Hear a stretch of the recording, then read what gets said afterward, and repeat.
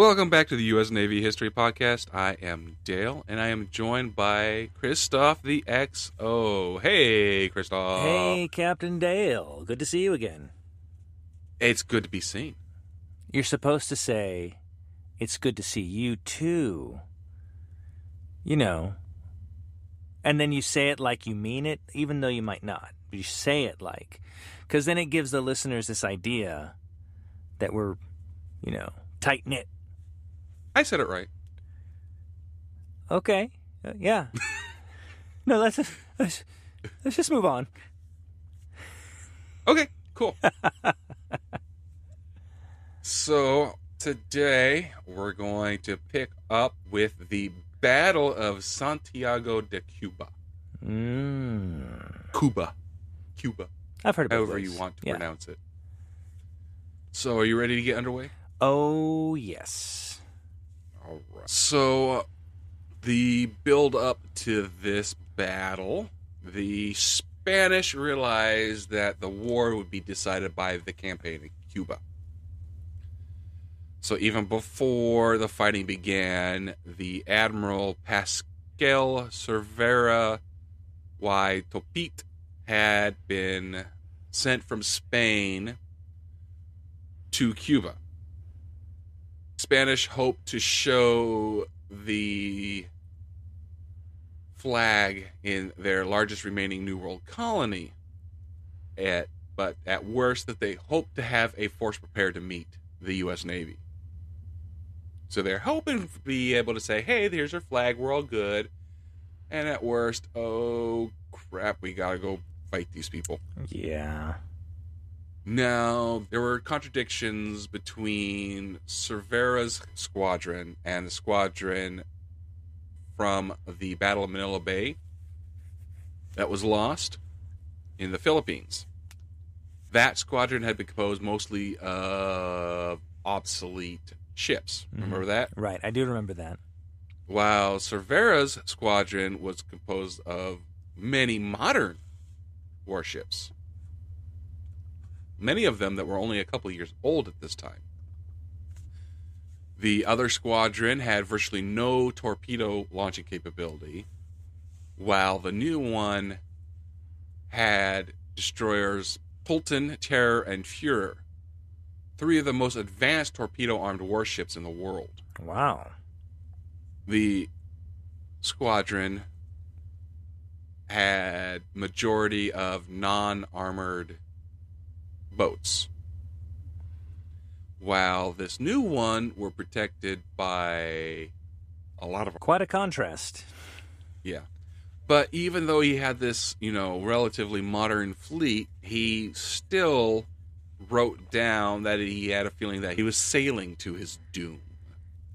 Because he knew that the breach mechanisms and many of his guns were dangerously faulty, prone to causing jams and other bad things to happen. No. Many of the boilers in his ships were not operating correctly and needed repair. Number of ships also needed their bottoms cleaned. And I'm not talking about changing their diapers. I'm talking about getting all the barnacles and stuff off of them. What does that do beyond impede the speed of the vessel? Increases drag. Well, that's what I mean. Like it slows it down because there's all this stuff. But does it damage the structure? Depends on how bad it gets. It can, but it's not likely. Okay. But yeah, you still want to have as much speed as you can get. Exactly. Also, his gun crews were out of practice. They didn't have very much experience firing live rounds because of budget cuts. The majority of the funding was given to the Spanish Army. The most well-protected ship in his fleet, which was a armored cruiser, the Cristobal Colon. Oh, Cristobal Colon. That's good old Christopher Columbus. Yes. She didn't even have a main battery installed. She had wooden dummy guns. Ugh. This does not. I can see. At first, I thought this guy was being melodramatic with sailing to his doom. I'm like, come on. But Yeah. as you're describing stuff, I'm like, ooh, ugh, yikes. Continue.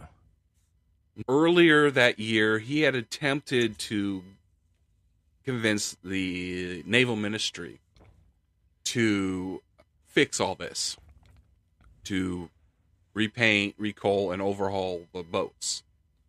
He said that he needs to do this so he can meet the U.S. fleet and destroy it.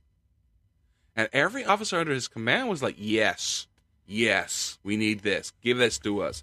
But the Admiralty was like, no. That's shocking. He wrote, quote, "It is impossible for me to give you an idea of the surprise and consternation experienced by all on the receipt of the order to sail. Indeed, that surprise is well justified, for nothing could be expected of this expedition except the total destruction of the fleet, or its hasty and demoralized return." Yeah? On April 30th, he got underway from Cape Verde, and the U.S. population actually got into a panic because they did not know what he was going to do. They thought maybe that he would attack the East Coast. That seems the most likely coast, coming from Spain. Yeah. They thought maybe they would prey on American shipping, or even go up the Potomac and burn D.C. That would be something. So he was able to evade the U.S. fleet for a number of weeks, really confusing the American captains, and was actually able to recoal while, evading them. Wow. Which is good. That's 'cause impressive. They keep going. Yeah. So his strategy was just to, keep them chasing him, so everybody else can do the actual, stuff that they needed to do. Which the government was like, we don't like this. The Spanish government? Yes. What the admiral was trying to do was, to keep the Americans guessing and hopefully scattering their forces and, forcing small engagements. Yeah, that's that he might be able to survive. exactly what they should be doing. Right. So on May 29th, the Christopher Columbus, if you will, I will. was spotted in the harbor at Santiago de Cuba by an American squadron. It's about to go down, isn't it? It's going to be going down. Let's talk about the American fleet real quick. So except for Dewey's Squadron of the Pacific, just about every warship in the U.S. Navy was near or on its way to Cuba. Wow. Only a handful of reactivated American Civil War era monitors and cutters of the U.S. Revenue Cutter Service remained to defend the U.S. coastline. I could see why people would be concerned, yeah. Yeah. So when they spot the Christopher Columbus on the 29th, they started a blockade of the harbor. And the Spanish were like, you know what? We're here, but we're relatively safe because we got the guns of the city to help us. Yeah. And the area is also defended pretty well by mines and other obstructions. Yellow fever, for example. So the two fleets sat there looking at each other for more than a month. That's a long time. Yeah. There were a couple of skirmishes that really didn't do too much. Now, the Spanish admiral was happy to just wait. He was hoping for the weather to turn bad or, a hurricane coming in to scatter the American forces so that he could make a run for it and maybe possibly draw them into a better place where he could have an advantage in the battle. But the U.S. land forces started to drive on Santiago de Cuba.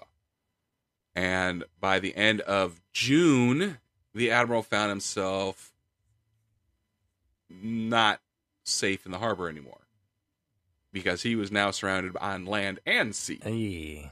So he was going to have to try to break the blockade if his fleet was going to be saved. So he planned for this breakout at 0900 on July 3rd. He thought this would be the best time to do it because the Americans would be at religious services. And if he was to wait until night, that would only make it harder for him to get out. Right. It'd be more dangerous.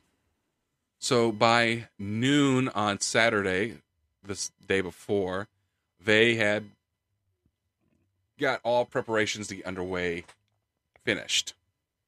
And at around 0845 on Sunday, they slipped their moorings, just as Admiral Sampson and two of his boats, his flagship, the USS New York, and the torpedo boat, the USS Erickson, left their positions to go to a meeting with Major General William Shafter of the U.S. Army in Siboney. This opened a gap in the western portion of the blockade line. And the admiral was like, well, that's our window. Yeah. The New York was actually only one of two ships fast enough to catch the admiral if he managed to break through the blockade. Also, the USS Massachusetts, which was a battleship, had left that morning to go get coal. So the only boats that were left was the USS Texas, Oregon and Iowa, Indiana, and the auxiliary cruisers, the USS Vixen and Gloucester. The other boats were battleships, just so you know. Yeah, that's a lot of ships. Still. So at 0935, a navigator on the Brooklyn saw a plume of smoke coming from the harbor, and he signaled the rest of the fleet, the enemy is coming out. So the Spanish ships, they start their race for the mouth of the bay at 0945, traveling in a line-ahead formation. In the front was the flagship, the armored cruiser Infanta Maria Teresa. She was followed by the armored cruisers Vizcaya, the Christopher Columbus, and the Alamarte Oqueno, and then the torpedo boat destroyers Fervor and Plutton.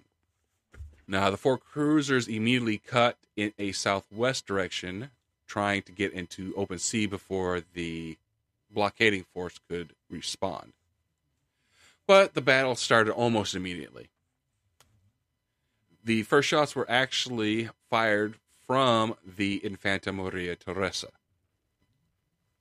as she went to go to the western gap in the blockade line before the Brooklyn could, close that. So the Spanish, they took the initiative and they began the battle. But two things slowed their escape. The first was maintaining the proper speed by the Vizcaya. And the second was the poor quality of coal that the Spanish had. Huh. So once the Americans saw the Spanish ships coming out, they started turning to the south because they'd been facing towards the harbor entrance. Now the Brooklyn, she headed pretty much straight for the Infanta Maria Teresa at first.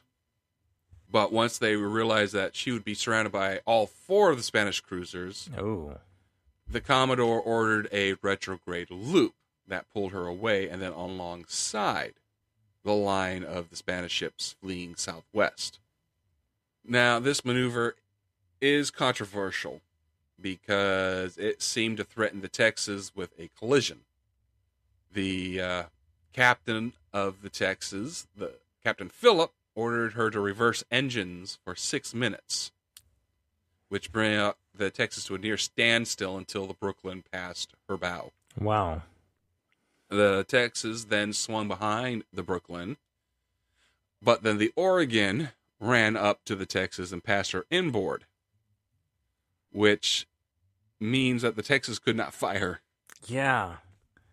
It's like a Rube Goldberg machine almost. Just like one thing happens and then it causes a sequence of events that usually is cool, but isn't working out for the Americans in this case. Yeah, it was a bit of a flub up. So the Oregon is actually the fastest ship in the U.S. fleet. She raced past the Indiana, who actually herself had an engine problem and can only make 9 knots. Ooh. The Iowa started from a very bad position and was passed by the Infanta Maria Teresa, but was able to hit her with 2 12-inch rounds. Nice. And then she swung around and started the chase. The Iowa was passed by the Christopher Columbus and was hit by 2 shots from her secondary battery. One of these struck near her waterline and caused her to slow, and so she engaged the Admiralante, who was at the rear of the 4 cruisers. So the Admiral was trying not to expose his entire fleet to the American battle line. So he signaled his other ships to continue to the southwest while he attempted to cover their escape. He directly engaged the Brooklyn, which was the nearest to him.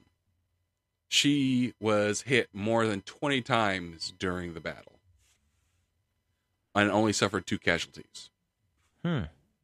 While the Brooklyn's return fire resulted in the death of most of the Admiral's bridge crew and severely damaged the ship.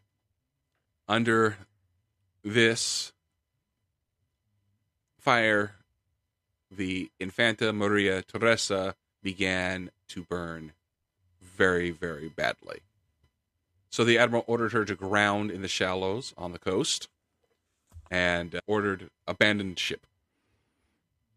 The Admiral survived and was picked up near Punta Cabrera by the crew of the Gloucester. No kidding. So usually in past episodes, we see a lot of captains scuttling their ships or just setting it ablaze so it wouldn't be captured. That didn't seem to happen in this circumstance. Can you speculate as to why?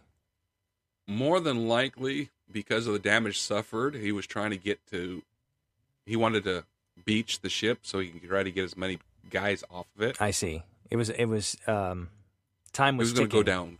It was going to go down quick. Yeah. And she was on fire. She was completely wrecked. Yeah. There was no saving the boat to be used by the enemy, so run her aground and see if you can get as many guys off as you can. Okay, that makes sense.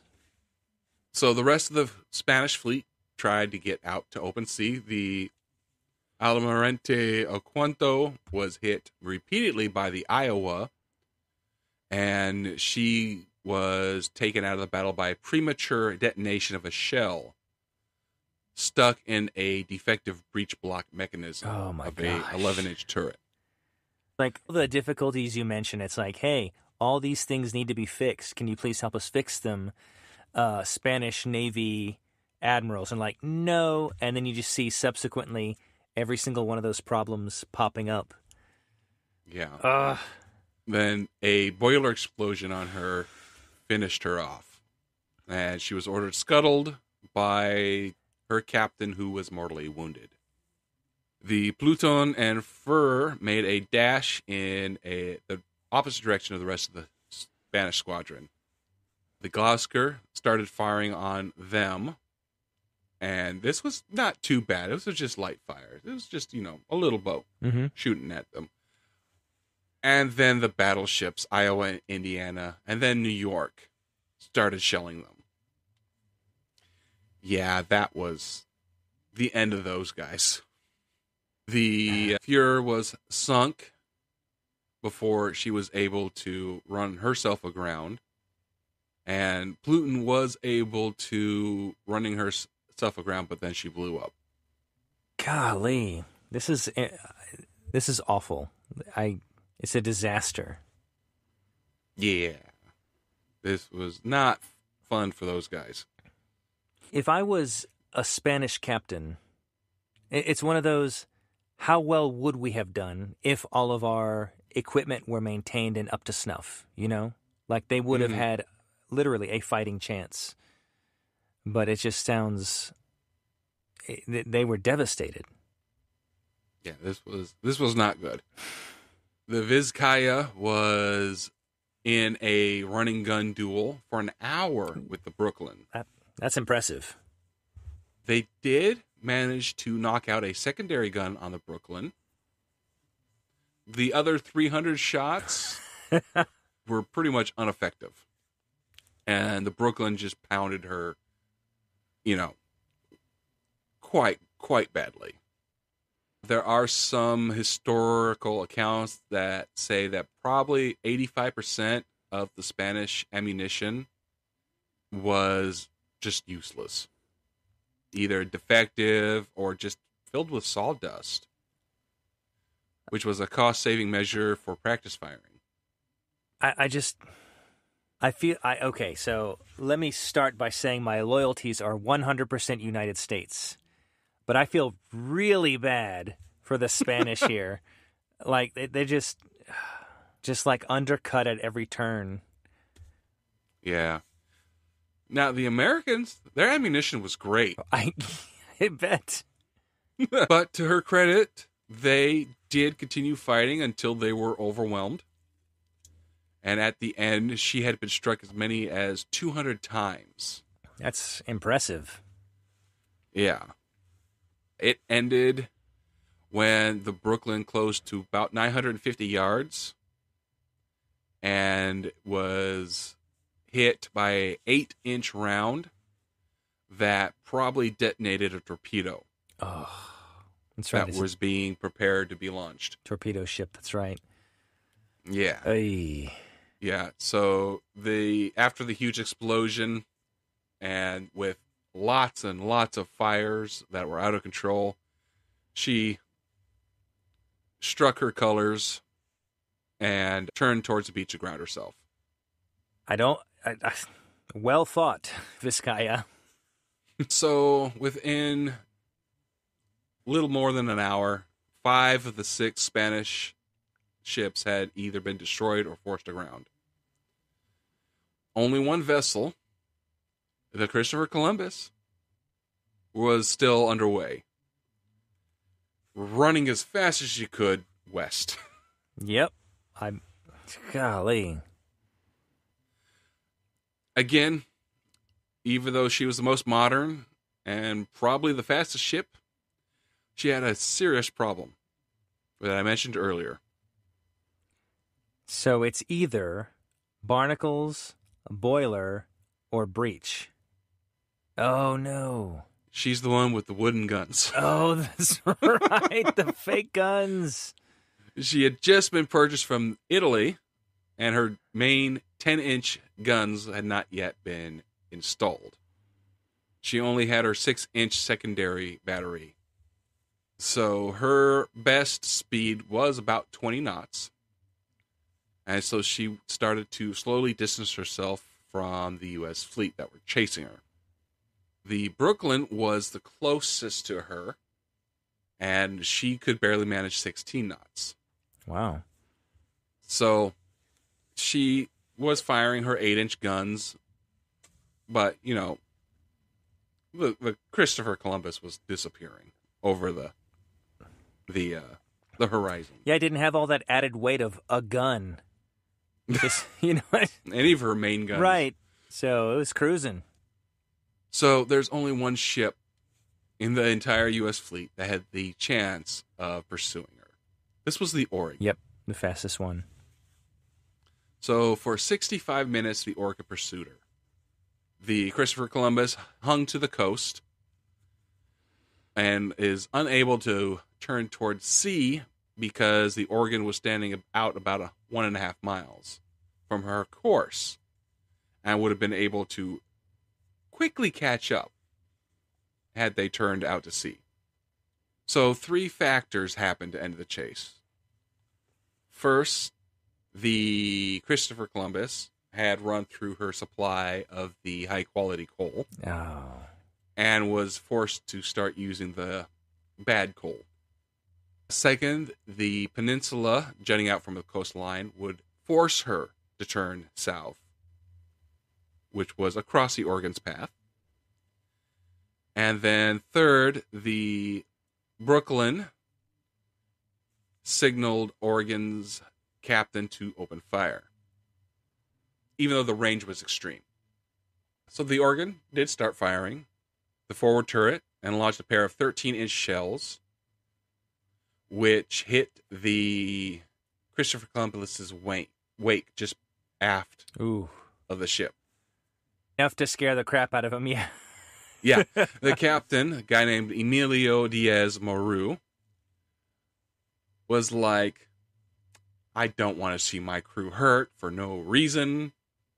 He turned the Christopher Columbus towards the mouth of a river and ordered them to open the scuttling valves. And he struck the colors as they grounded. I mean, he did the best he could. That doesn't sound like he had really any choice. So this battle was the end of any really noteworthy Spanish naval presence in this area. I just keep thinking to myself, what did Spain do with all that gold from the New World? It had almost every country and the riches from those countries shipped to Spain, and they could have really advanced their navy. They had hundreds of years to do so, but yeah, what happened? So, I mean, the U.S. ships did receive a number of hits, but there was really no serious damage that the Spanish inflicted on them. There was a armored yacht, the Vixen. She was nearly sunk, but I mean, that's really the worst of the casualties for the boats. Mm-hmm. American casualties for men were really light. Only one was killed. Wow. Spanish casualties was about 500. What a ratio. That's unbelievable. Yeah. All 6 vessels were lost, and 1,612 sailors were rescued. The Infanta Maria Teresa and the Christopher Columbus were refloated and then sent over to the U.S. I guess as prizes, or? Yeah, but they lost. Yeah, well, certainly. Like, one of them was the flagship, right? So, the Infanta Maria, so makes sense. Yeah. They eventually foundered and were lost.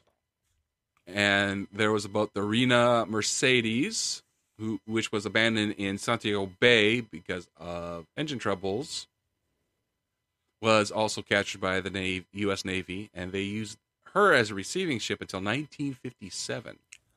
Whoa. That's a long life. Mm-hmm. Thanks to her engine troubles, she was not lost. Nice. Kind of. All of the various flags, warship pennants, national combat flags, and Royal Standard, Admiral flags, and so on, received from the Spanish ships in the days after the battle, are part of the U.S. Navy's trophy flag collection at the U.S. Naval Academy Museum in Maryland.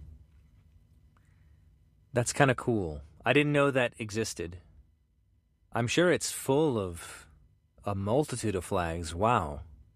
Yeah. 1998, in recognition of the 100th anniversary of this battle, the U.S. Secretary of the Navy authorized the return of the national combat flag from the Infanta Maria Teresa to be given back to the Spanish Navy via their chief of staff. But this never happened. Oh, no. Because the curator of the Naval Academy Museum cited the congressional language from 1849 when the collection was given to them, mm-hmm. and refused to surrender the banner due to politics. Yep. I believe it. It's like, hey, we're going to do this nice thing. It's like, I don't think so. Okay. Yeah. So that's the Battle of Santiago de Cuba. Okay. So I know this was a very short war generally. The more I'm finding out about the preparedness of the Spanish, the more I'm just like, oh my gosh, they were creamed. Yeah, they didn't stand a chance. And that was due to their own fault. Right, yeah. I mean, even the captains, like you were saying, hey, please help repair these things, or how long does it take to install a gun before we sail to Cuba? And maybe, I don't know, would it have been too late? Possibly. But would it have been a more effective fighting machine? Absolutely. Yeah, maybe. All right, we're going to briefly talk about the Second Battle of San Juan. Puerto Rico? There's a lot of San Juans out there, so I just wanted to clarify. Yes, Puerto Rico.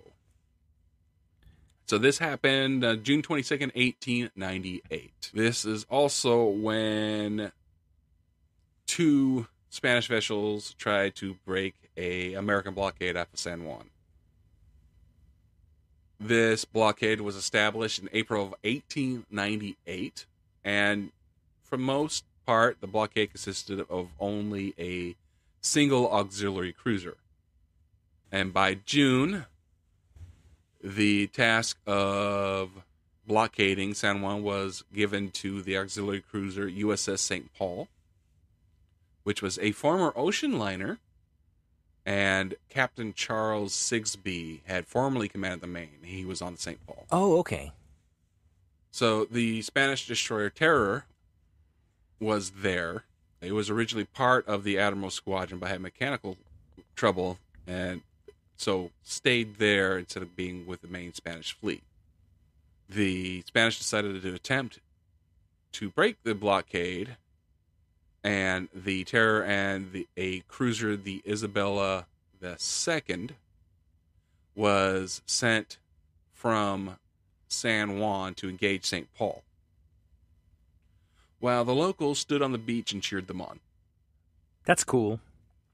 All right, so as soon as the Spanish ships engaged the American vessel, they realized that the Isabella II would have to retire because she was too slow. Oh, no.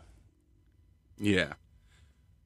So the Terror tried to cover her escape with a torpedo attack, but this was thwarted when the St. Paul hit her and put her rudder out of action. Ooh. Nice shooting. So this caused the Terror to turn, which allowed St. Paul to score numerous direct hits near her waterline. These hits disabled one of her engines and caused her to start listing. The Terror then got out of Dodge and beached herself. Sounds like the appropriate move. Yeah. That's the battle. That's it. Wow. That's it. The Spanish had one destroyer heavily damaged, 2 killed and 5 wounded. And the St. Paul was only lightly damaged. It seems to be the same story in every battle. Well, this time they tried 2v1. Yeah, well, one of them was too slow. And so the other tried to cover for it while it got away. It didn't. It got blown to hell. And then the other one was like, well, I guess no need to protect it. It's a sitting duck. I'm going to leave. That's amazing. Yeah. So the U.S. Navy has shown expert skill in every conflict here. Like they've done everything well, even including that somewhat miscoordination, but it was made up for when the Texas had to pull back, and it caused like this strange chain reaction of ships that might have collided but didn't because they were able to make up for it. Mm-hmm. Lesser capable seamen, it would have been over. But it's good to see how capable they are in each of these situations, even though their opponents were crippled in a lot of different capacities. All right, so that is the end of the Spanish-American War. Wow. We blew right through that guy. That's crazy. So the next part of the Banana Wars would be what is called the Negro Rebellion, or the Little Race War. So there's not much to this. We're be able to blaze through this really quick. So the Independent Party of Color played a central role in this conflict under the leadership of a guy named Evaristio Estones. And they quickly gained the support of a large number of African Cubans who annoyed the president, Jose Miguel Gomez. Now, conditions in Cuba were poor for the black inhabitants, which is not surprising because they were poor for them everywhere. Yeah. Most of these guys were employed in the sugarcane industry. Can we say employed now? Well, they weren't time, slaves, but Yeah. that industry has like this exceedingly high death rate. It's arduous work. Oh, yes. So you can still get paid, but your life They expectancy... weren't paid much. Yeah. They were treated brutally still. Right. So, yeah. So Estenos led a movement to better the conditions, which started the unsuccessful War of 1895. In 1912, the Independent Party of Color had regrouped to stage another armed rebellion. In early 1912, affairs in Cuba showed signs of unrest among the African Cubans. And so the American government sent a detachment of 688 officers and enlisted Marines to Guantanamo Naval Base. These guys were under the command of Major George C. Thorpe and were originally intended to be used against rebels in Mexico. They arrived in Guantanamo Bay on March 13th, while Estonos and his followers were preparing to wage their war. They were lightly armed and had only a few hundred men. On May 20th, Estenos and his men confronted the Cuban army. This fighting took place in Oriente Province for the most part, while there are a couple minor battles in the west, primarily in the Los Villas province. At first, they were actually successful against the Cuban army. So on May 23rd, President Gomez requested aid from the U.S. president, who was like, you know what? That's a good idea. So additional Marines are sent to Guantanamo Bay and landed. The first detachment landed at Deer Point on May 28th. This was the first provisional regiment of Marines, and they had 32 officers and 777 enlisted men. The second provisional regiment of Marines was underway at the time. That had 1,292 officers and men. Did you say this was 1912? Yes. I'm trying to get the context. Because, so Cuba is independent by this stage, right? Because at the end of the Spanish-American War, I think December of the same year, 1898, they got their independence, so their Cuba was its own country. Yes. And then they're asking help from the president, which I want to say is Teddy Roosevelt, right? Okay. It is Taft. Okay, right. Oh, that's right, because he's between them and Wilson. Okay, got it.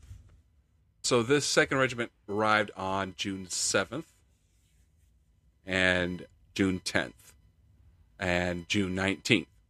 So together, the American-Cuban forces totaled 2,789 officers. Wow.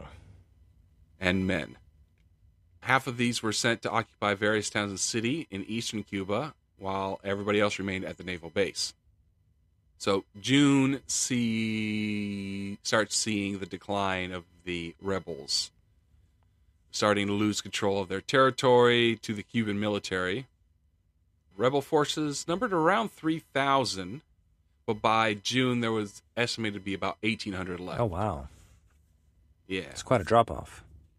The American Marines were assigned to protect American-owned sugarcane plantations and other American-affiliated properties. And the rebels only attacked the Marines once at El Curo. But they were repulsed and no casualties were sustained by either side. Okay. The President Gomez did offer amnesty to any of them who surrendered by June 22nd, but the rebels refused and continued to fight with only a couple hundred men. Wow. Most of the rebels did end up surrendering by the end of June, and the majority just went home. The turning point was pretty much when Estenos was killed on June 27th. This resulted in the rebel army splintering into small factions, which were summarily defeated one by one. Yeah. So pretty much everything ended by the middle of July. Wow. Yeah. And that's when Gomez announced that, I don't need your Marines anymore, Americans. Yeah. And so we started to withdraw our Marines. First to Guantanamo and then back to the U.S. The last of them to leave was on August 7th on the USS Prairie. So I'm noticing a trend in these little conflicts as we go forward, the Banana Wars in particular. Yeah. So in Hawaii and then here, and I think also in Central America, there were American interests. And the U.S. Navy, or Marines, or both, were deployed to protect those businesses. I don't remember anything like that happening, or at least I was not informed of that happening in school via like the Civil War or War of 1812. You know what I mean? It seems like... Well, that's different. Right. But why... What is the difference? Like, it just seems like a weird stance to start taking. Well, the Civil War was total war between one country. Right. The War of 1812 is the U.S. trying to stop the English from being English against the Americans. Right. You're never going to stop them being stuff. English, but it's like, hey, keep that over there. So, it's still fighting for American interests. It's more directed at the Americans. Right. I guess there are defensive wars in some aspects. Yeah. Whereas these are defensive in a just different capacity. Americans protecting American stuff. Yeah.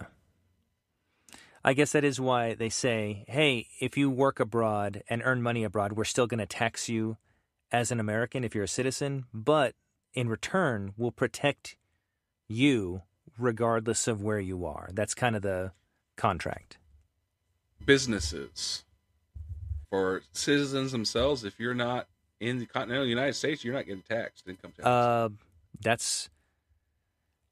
I've known people at my company that has not applied to. If you're a U.S. citizen and you're making money in France or Japan or something, in that local currency, you still get taxed as an American. When we deployed overseas, we were not taxed income. I wonder if that's an interesting difference because you're in the military, right?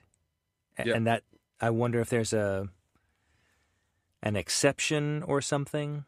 Or maybe I'm completely misunderstanding the situation, and I was lied to by my coworkers, which is completely possible. Possible. I don't know. Why don't you study tax law, and you can get back with us. All right. Next episode. Look forward to it. Oh, it's only going to take you a week to digest the entirety of the tax law? Hey, man. That's impressive. I bring my A game to this podcast. I don't know if you know that. Okay. Well, then I am definitely bringing it up next episode. We're going to see. I'm not doing your taxes, though.